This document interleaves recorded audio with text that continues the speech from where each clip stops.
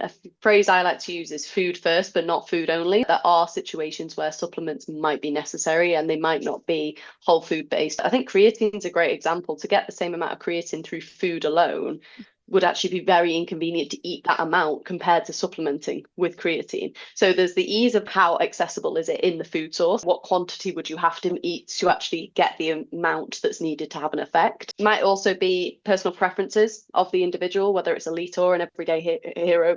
Not everyone likes certain foods. At the end of the day, we all have palatable preferences. And so supplements might be necessary for them. So I think food first is definitely the approach I go for, but food first, but not food only. And there are situations where supplements are necessary.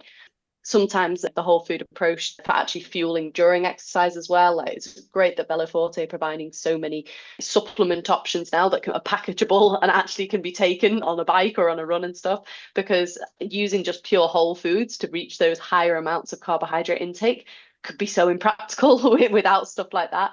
I still think we've got more room to push that further. I'd love to see more, as an example with brands like Forte, is like, okay, how can the people who want to push these higher amounts, like 90 to 120 grams per hour, how can we push our products to cater for that audience even more as well, and get higher carbs in the gels and stuff? And obviously I don't know the ins and outs of creating the products from your side, but that'd be something I'd like love to see, as a nutritionist. So that's what I'd like to be able to recommend more. So food first, not food only. Some supplements are necessary, and I do think that the really high carbohydrate intakes that we're seeing for some people can be quite difficult to reach with whole food sources.